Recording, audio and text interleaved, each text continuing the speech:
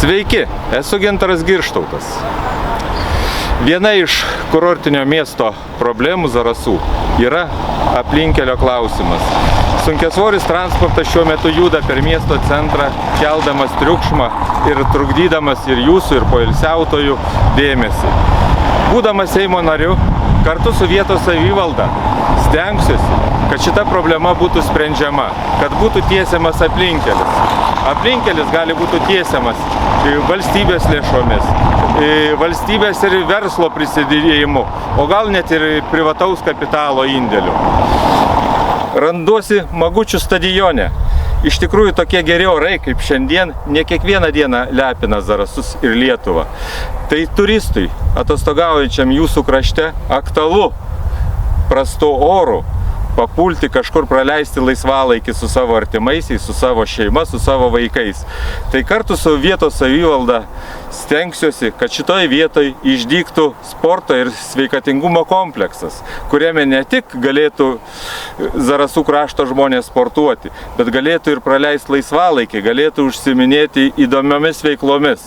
Zarasų krašto žmonėms, kaip ir rokiškiečiams, kaip ir visai Lietuvai aktualu vietiniai regionų keliai.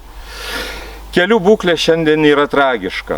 Būdamas Seimo nariu, dėsiu visas pastangas, kad šita problema būtų sprendžiama kuo greičiau, nes pagal dabartinius planus mes tik po 20 metų galim pasiekti, kad keliai truputį pasidarys normalesni. Regionai, kurie nutolia nuo pagrindinių centrų, kaip Rokiškis, Zarasai, turbūt aktualu vystyti savo verslus, tai yra aptarnavimą, turizmą, šeimos įmonės, nes kitaip mes atsiliksime ir savo uždarbiu, ir savo galimybėmis. Tai yra kompleksinė problema, kuri turi spręsti ir vietos savivalda, ir Seimas, ir vyriausybė.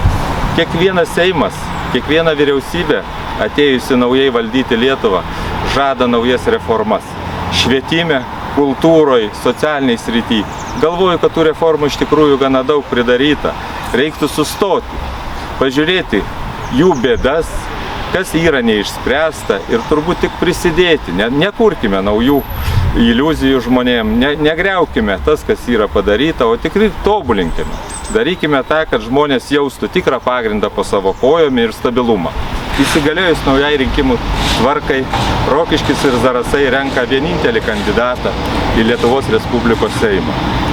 Jeigu būčiau išrinktas, tai garantuoju, kad jūsų problemos, jūsų rūpesčiai bus man labai aktualūs. Turėsiu savo štabą Zarasuose, kuris dirbs, aiškinsis ir atstovaus mane ir jūsų kraštą.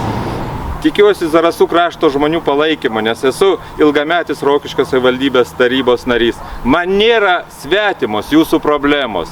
Aš žinau, kaip jūs gyvenate, nes Rokiškis ir Zarasai yra labai panašus pasienio rajonai.